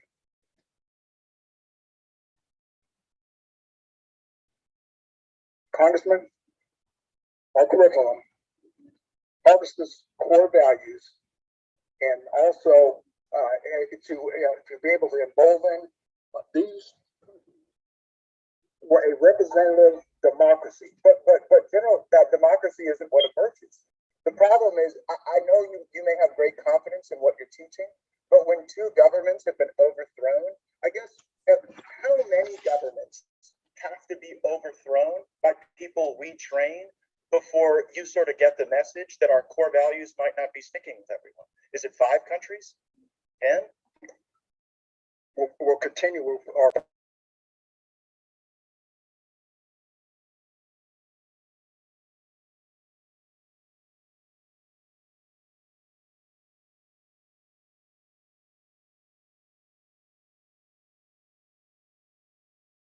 seem to have lost the audio. I'm not sure if it's just on mine.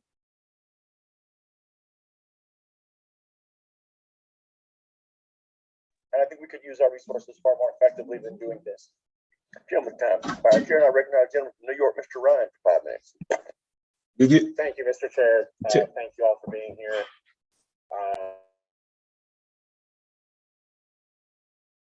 Yes, we got most of that. I lost the audio at the very end there, but yeah, that clip went viral, didn't it? You're on mute, Brother Leader. Right, can you hear me now? Yes, hearing you now. Yeah. Right. You said you said you lost it. Performance in the bedroom. Sorry. Adding one unusual ingredient for Right.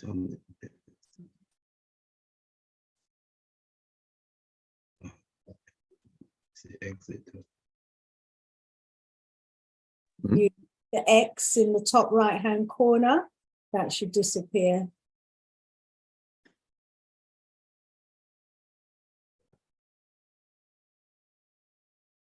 Yeah. Is that okay? One more time, click the X. Maybe Yeah. it's taking a little while. Yeah, now we're back to your presentation. Okay, Yeah. Tenai. So what we just saw was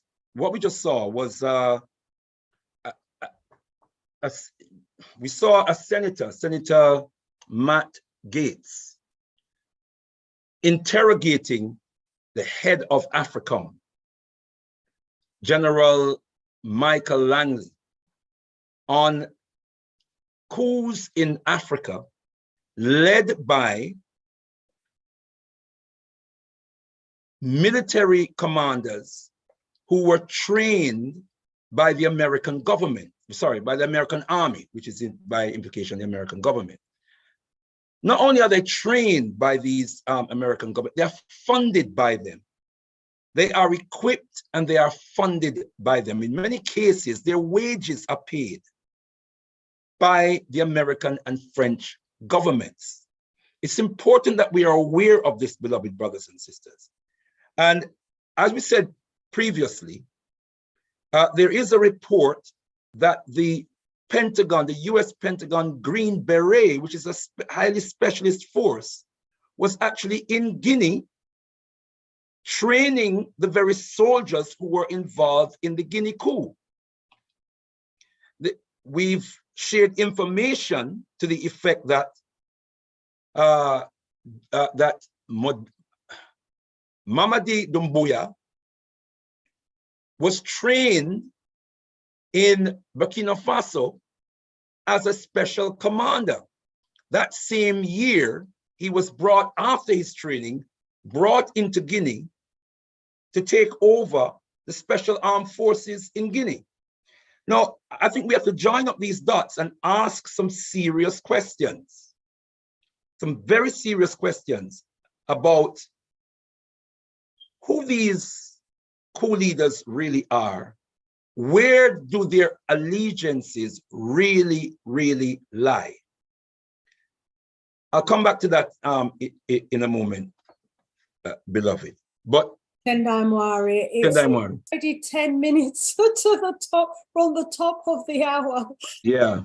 Wow. Okay. A lot to think about. Yeah. Mm-hmm. And then we have to tie that in with the fact, I'll be quick, my sister. We have to tie that in with the fact that we've highlighted that Doumbouya is married to a French senior military police officer. We cannot dismiss that. Mm-hmm. Mm-hmm. He went to his inauguration as president with this French police woman by his side. Now, how are you going to kick the French out of your country if you can't get rid of them out of your bedroom? Mm. You have French police, military police in your bedroom, and you're asking French military to leave your country. Mm.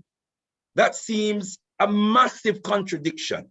Mm. He works closely with Goita of Mali. The information is not as in depth as I would like, and I'm still digging for further information, because we have to find out who these people are and what are their credentials, what's their backstory, what do we know about them, because they are now in charge of countries in Africa that are desperate to get rid of our historical oppressors, whom they have been serving for a very long time. Now, it might be that some of them are genuinely angry with the French, because we have now learned that they have discovered that the French have been behind the very insurgencies that they have been fighting, thinking they're getting logistical support and training from the French to fight and get rid of out of their country. 40% of Burkina Faso is now in the hands of Islamic insurgencies controlled by the French. That's how complex this whole thing is. And then we have to also ask, what is the role of the American army and the CIA? The CIA, wherever the American army is, there goes the CIA. The CIA have bases all over that region. They're based in Burkina Faso. We now know that they have a training program in Burkina Faso. We have not heard that that training program no longer exists. With the Niger coup, the American government, the Secretary of State and his undersecretary would not use, and still till this day, have not used the word coup. Why? Because if they use the word coup, they can, by international law, they have to stop funding the army in Niger. It's important that we understand these things, beloved brothers and sisters. So moving very quickly forward, again with Burkina Faso, very similar to Mali, growing Islamist insurgents, which is not the same in very much the same in Guinea. Blaise Compaoré, who is that renegade that murdered Thomas Sankara in 1987. He was toppled in an uprising, and the masses of the people were hailing Thomas Sankara and demanding French exodus. And the security forces and the army were used against the people on that occasion. In 2015, the Christian Kabore was elected as president. The insurgency escalated amidst increasing increasing complaints from the military about lack of equipment and lack of logistics. Was this a deliberate ploy to escalate the destabilization of Burkina Faso because the people were rising up? It's very unusual for the army to get behind the people for the sake of the people. I'm not saying it's impossible. I'm saying it's very unusual. And with the games that we see America and France playing, and by the way, historically, America and France is like Chimba Patambati, right? One support the other. One upholds the other. This is what you have to remember. So getting rid of the French and not getting rid of the Americans is no serious progress. We have to understand that, because the Americans are working with the French. So even if the French are expelled periodically and the Americans are there, the Americans are going to work for their interests, which is tied in with the interests of France. Almost there, sis. 2020, Kabore re-elected as president. The insurgency escalated across the country amid civil protests and military grievances. In January 2022, Traoré involved in a coup to overthrow Kabore, which was led by Paul Henri Damiba. Almost there, my sister. Damiba appointed as interim president. The insurgency persisted, occupying 40% of the country.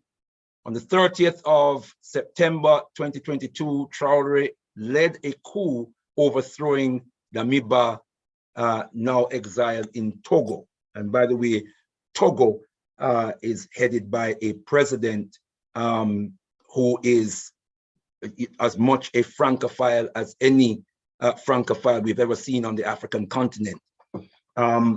Tendai Mwari, whose father was involved in the assassination of Silvano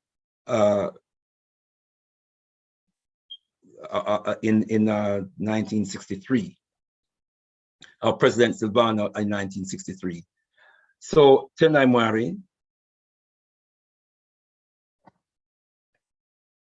in Niger, I've with some of this already, brothers and sisters. I won't go over it, except just to emphasize that there was growing suspicion in the last year or two, growing suspicion that France was indeed behind the insurgency that was really wreaking havoc across this region.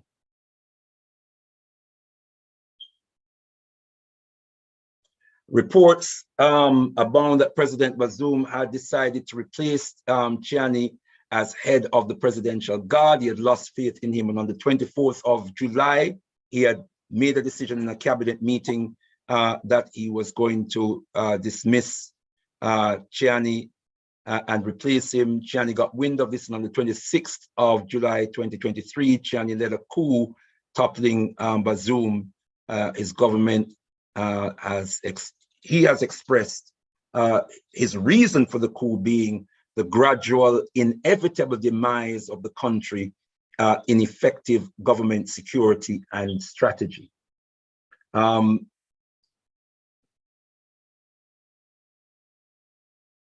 to just mention, I want to just go back to Traoré. I want to say that is not to say that it is beyond the realm of possibility that one or all of these coup leaders might have had a rude awakening, but that does not make them revolutionaries. Being anti-France does not make them revolutionaries.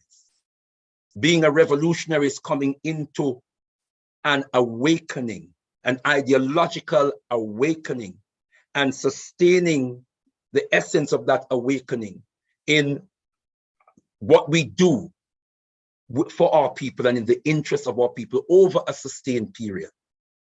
We have to see track records, and we have no revolutionary track records for any of these coup leaders. That said, I will say that listening to Traoré, I want to believe that this is a young man who has come into an awakening. I want to believe that, but I can't be driven by sentiments. But I'm open. I'm open, and I'm willing to give him the benefit of the doubt. I'm not sure that his counterparts in the other West African countries, however, are on that level. I do want to emphasize, however, that this brother, Joachim KLM de Tembela, came to find out recently he was selected as Prime Minister of Burkina Faso. He evidently has a history of Pan-African ideological thinking. He is a lawyer.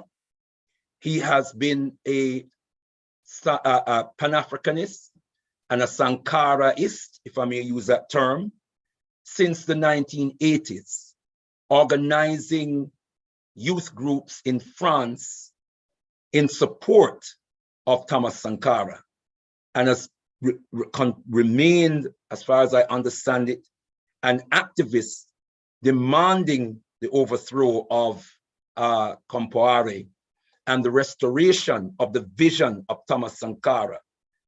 It is my understanding that he has advised the new government, including the new president, the young Ibrahim Traoré, that if this coup is to have any legitimacy, if it is to be sustainable, it must be grounded in the vision of Sankara. He has advised that the first thing the president must do is to reduce his salary and to reduce the salary of the government as Thomas Sankara did, and to implement the program of Thomas Sankara. My impression is that this brother is a genuine Pan-Africanist. He is the head of the government. I hope that our brother will be safe and secure. I hope that Traoré will be inspired by Sankara's vision, and that we will see the results of that in the not too distant future. Let me quickly, beloved brothers and sisters, if I may, Sister Shanice, give me a minute to round up. Is that okay, Sister Shanice? Yes, do go ahead and round up, beloved. Audience, please stay with us. Please stay with us. Sorry about this. Let me just quickly. That's okay. We started late. I just want to, I want to hear Thomas Sankara. Wow. I want to lift up his spirit, this great African warrior who sacrificed his life for the liberation, not only of Burkina Faso, but the African continent and for African people everywhere. He transformed this country under the leadership from 1983, in fact, until his assassination in 1997. He renamed the country Burkina Faso, land of incorruptible people, and he himself was incorruptible. The people were called Burkineb, upright people. He wanted us to be upright for the liberation of Africa. He called upon African leaders across the continent, emphasizing the need for them to unite, to stop borrowing money from the IMF and the World Bank and start working together, working with each other, pooling their ideas, pooling their resources, but they did not listen to him. He urged them not to pay back their loans. He had refused to pay back the loans that they said Burkina Faso owed. He refused to pay, but he says, if you don't do it with me, I will not be here next year. And so said, so done. He was taken out, beloved brothers and sisters. But I want to say very quickly, study the background of Thomas Sankara. Thomas Sankara did not manifest, didn't just happen to, at the event of the military takeover, that he became a revolutionary. No, Thomas Sankara, if you study his life, Thomas Sankara, in his growth and development, he had a revolutionary ideological training from teenage years at his university, at his college that he went to. He went to a military college. And there was a geography and history teacher there who taught on the side and quietly, who was ideologically training young people that he saw had a potential. Thomas Sankara, if you study Thomas Sankara's life from a child, he hated the presence and the privilege of white children who he saw around him. in Burkina Faso. He had fights with some of them because from a very young age, he realized that there was some injustice here. And he has been resisting that injustice from childhood. He went into the army and he became critical of the commanders in the army because he realized that they were there for themselves and they were there to serve French interests. Yeah. But he wanted to use his ideological, in fact, he has a saying that a soldier who is not ideologically trained is a potential terrorist. To what extent are these soldiers who are now in control of these military juntas in these countries, to what extent are they ideologically trained is what we must ask ourselves. What is their revolutionary consciousness? What is their backstory? We have to ask ourselves, beloved brothers and sisters. Do they, like Thomas Sankara, have a background of revolutionary awakening from a young age? Thomas Sankara went to France and was organizing in France. He went to Madagascar and was organizing and studying revolutions in Madagascar in the early 1970s. He went to France after that and was studying revolutions and revolutionaries in these places. Finally, beloved brothers and sisters, the first president of Ghana, here is another man who was a great African revolutionary, leading light of the continental independence movement and Africa's man of the millennium. He declared the independence of Ghana is meaningless unless it is linked up with the total liberation of the African continent, and called for the continental government, continental government, and a continental currency, a continental army. He called for an African high command. If we had followed the Osagyefo, which we should have done, then we would not be having this discussion today, because we would have Africa, we would have an army, an African high command, not US Africa command, but an African high command that is totally funded, trained, equipped by African people, ideologically trained by African people, to serve the interests of African people, to defend the integrity of African land, and to defend the sovereignty of African people. And when we study again, when we study the Osagyefo Kwame Nkrumah, you will see that from a young age, again, he was exposed to revolutionary thinking. He was exposed to a Pan-African ideology in Achimota School, where he studied. Dr. Agri, who was one of his teachers, introduced him to the words of Marcus Mosiah Garvey. When he went to the United States of America in 1930s, in the early 1930s, when he went there,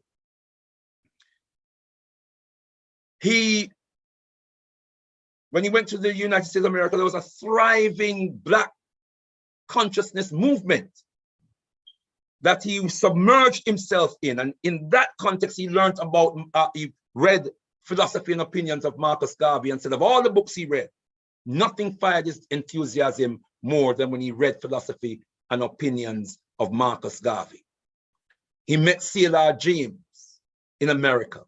And when he left America to come to Britain, C.L.R. James wrote to a man called George Padmore, whom he arranged for Nkrumah to meet when he came to the UK. Again, he gained ideological training from George Padmore and C.L.R. James that had helped to fortify his thinking. In closing, beloved brothers and sisters, as I always do, with the words of, I'm saying, in analyzing the military coups in West Africa today, We must ask ourselves, are these coups led by revolutionaries? Are these people at the helm of these coups, do they have a revolutionary track record? Do they have revolutionary credentials? Are they driven by a revolutionary ideology? To date, I've seen no evidence of that. Very little evidence of that, if any. And what we ought to be looking for in terms of profiling is a similar profile to Thomas Sankara, a similar profile to the Osage for Kwame Nkrumah, where in the history of their upbringing, where in the history of their coming into being, where have there been an injection of revolutionary ideological thinking? We need to see the evidence of that. Otherwise, it is difficult.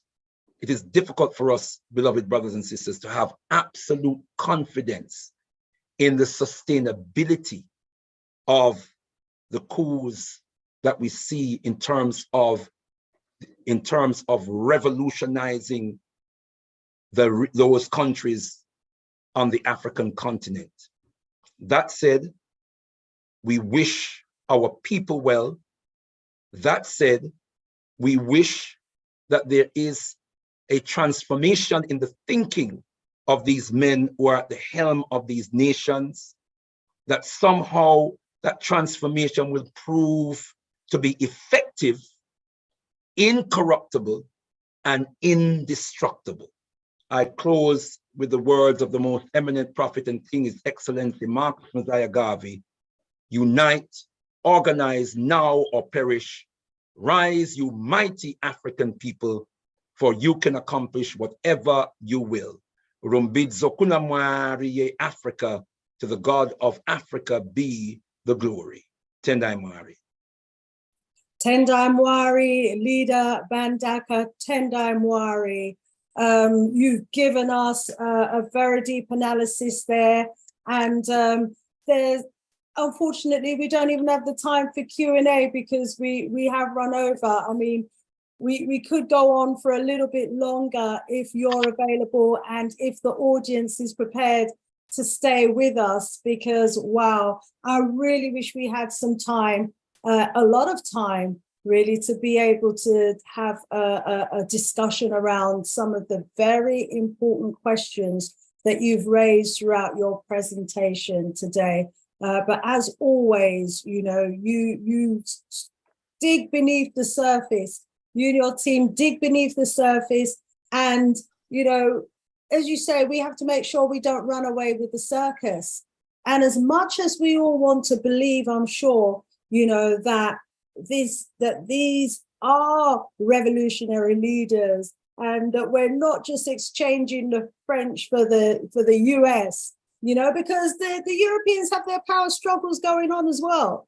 Yeah. Oh yeah. Oh yeah. You know, like you always say, who controls Africa controls the world. So, you know, there are those who actually believe that France was too powerful, was getting too much money in from Africa, and they wanted, you know, a slice of the action. That's right. And so, you know, the US, as you pointed out, and it's evidence, you know, they trained them, they armed them, they're very much involved. And with the coup in Gabon, Russia actually came out and said openly that these coup leaders have been trained by the US. And, you know, basically he was disassociating himself with them. You didn't really go into the Russian connection here because, you know, Putin, he does actually come from a revolutionary background, you know.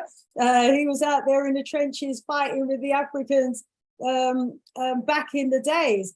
And so, you know, if they have been getting from some teaching from Russia, there is the possibility that they could have been exposed to some revolutionary ideological thinking, you know, from Russia as well. And what we also do know, I suppose, is that it's never too late to pick up a book written by one of Kwame Nkrumah's books, or the Marcus Mosiah Garvey's ideological, philosophical thinking books, and for your mind to be transformed. And so I think clearly what needs to be happening here is that there's evidence that our leaders or are the coup leaders of these countries in West Africa, if they're not already studying, what it means and what it takes to bring about the transformation, the revolutionary transformation that we all want, that they are hopefully getting the schooling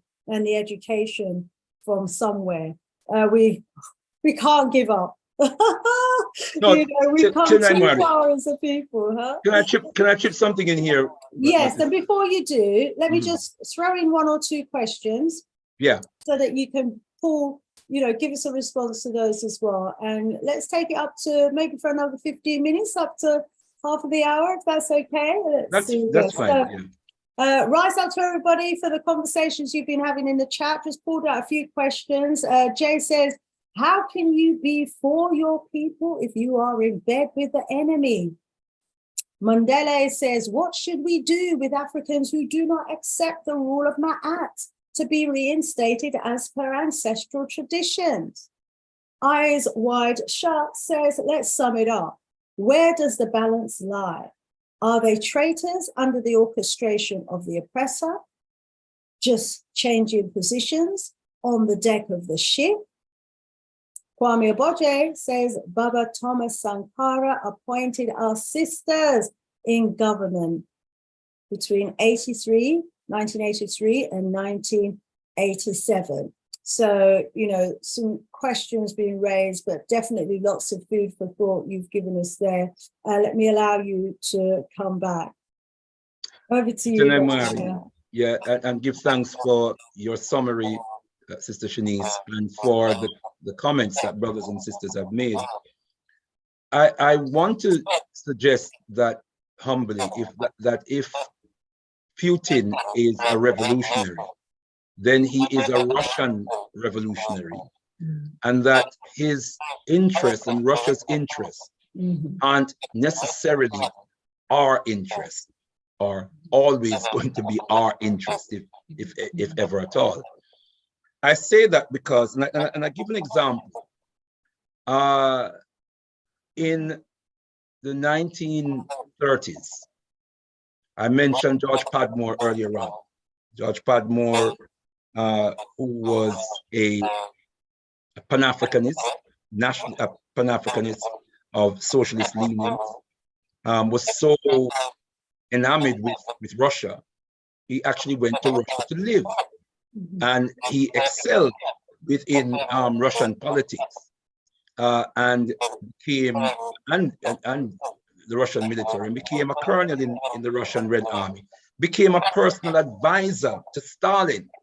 That is how high he went in the Russian system. But when the so-called World War II was brewing, and it suited Russia to find allyship with Western Europe and the United States, he was silenced, or Stalin attempted to silence George Padmore, speaking out against the so-called Western imperialists. And it caused a split, and Padmore ended up having to run from Russia. In fact, his life was threatened, and he had to run from Russia. And he wrote a book called Pan-Africanism versus Communism. Or it might have been the other way around. I think it's Pan-Africanism versus Communism, based on his experience of the contradiction that he witnessed, actually living in Russia and being allied with Stalin and with Russian politics. That's one example. Of more recent times, in 2011, when NATO went into Libya and invaded and overthrew Gaddafi. Now, I'm not a Gaddafi fan, but this is African territory. And so I, was totally against the violation of African territorial integrity. There was a vote in the UN Security Council How did Russia vote? Russia abstained. How did China vote? China abstained. Now, what was the result of that? As a result of their abstaining, they gave the amber light for NATO to go in to Libya. Remember, both countries have veto powers. If they had voted, one of them had said no, then NATO could not have gone in. So if Russia wouldn't even vote to save African territorial integrity and to prevent a president in an African state, because he was not an African, he was an Arab president in an African state, to protect him or prevent him from being toppled, then what can we really expect from them if we can't rely on them to give us a veto to protect African territorial integrity? Brother Leader, I wonder if you could stop your presentation now on the screen so we can be both back on the screen. That would be wonderful. Everyone in the chat is saying another brilliant presentation, Brother Leader. Wow. And we hear what you're saying. There's that old saying, you know, can the enemy of your enemy be a friend?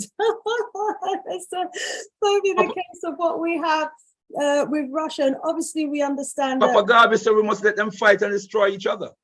Absolutely. That's what Papa Garvey says. Now, don't get me wrong. I reluctantly accept that there might be a case for some kind of strategic engagement with Russia. Yeah. Don't get me wrong. Yeah. Don't get me wrong. But we have to be savvy. Yeah. We have to know where they stand, and absolutely. We mustn't, get caught up with the idea that. And we have to know that this is about strategic interest. Yeah. This is not about falling in love. This is it. They see the importance of Africa, you know, for their own country, and you know, to help them to even win the war against Ukraine. And they're getting back at Europe as well, aren't they? And the US. Absolutely. So, you know, we're being used as pawns in their war. And we have to make sure that war doesn't come to Africa, because at the end of the day, the only winners, if there's a war on the continent of Africa, are those who are supplying the arms. And who will be supplying the arms? Russia on one side, the Americans and Europe on the other. So and as our ancestors say, my sister, as the ancestors say, when two elephants fight, it is the grass that suffers. Yes. And in that analogy, we are the grass. Yes. This is a potential modern day Cold War. And that what they call the Cold War was hot as hell on the African continent. Yes. We were fighting their war on the African continent, and we do not want to find ourselves again fighting their war, thinking that we're fighting for our own liberation. Yeah. Don't want to make that mistake again. Absolutely agree.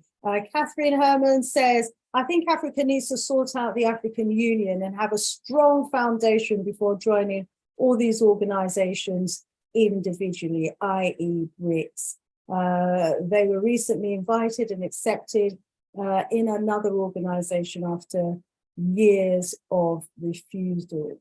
And who are they? So a bit of a conversation going on in the chat there about the importance of us as Africans coming together first and foremost before joining some of these other institutions. And we do need to come together, so much so we need to, you know, take back control of our politics and our political institutions, all of the political institutions, including the AU, as you were saying. We need to take back control of our education system so that we're the ones who are programming and educating our people. And we're educating our people in a way so that they have loyalty to their country and they have pride. Because if our education system is right, then it doesn't matter what position you have in society or who trains you later in life. you know where your loyalties lie. Absolutely. You know? And so our hope is obviously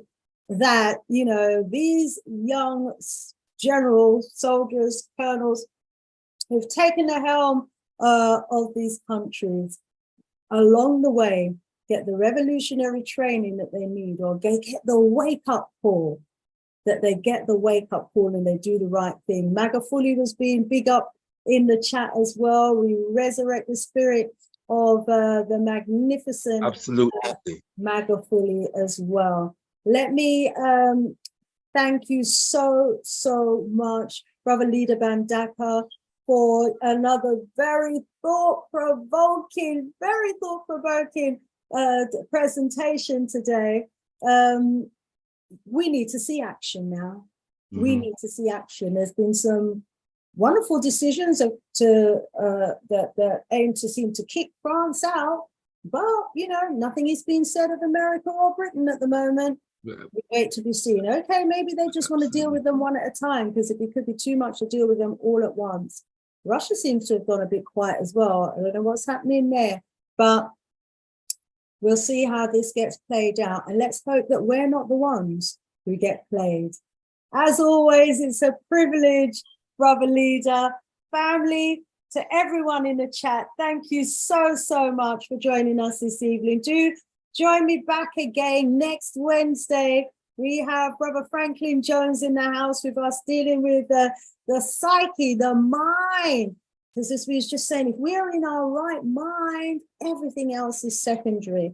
So the sad reality is most of us don't even realize that we're not in our right mind. We've been captured spiritually, economically, psychologically, politically, culturally. We have been captured. They have done a number on us. Oh my days. Oh, absolutely. Let me allow you to close this platform session today in the wonderful spiritual way that you do.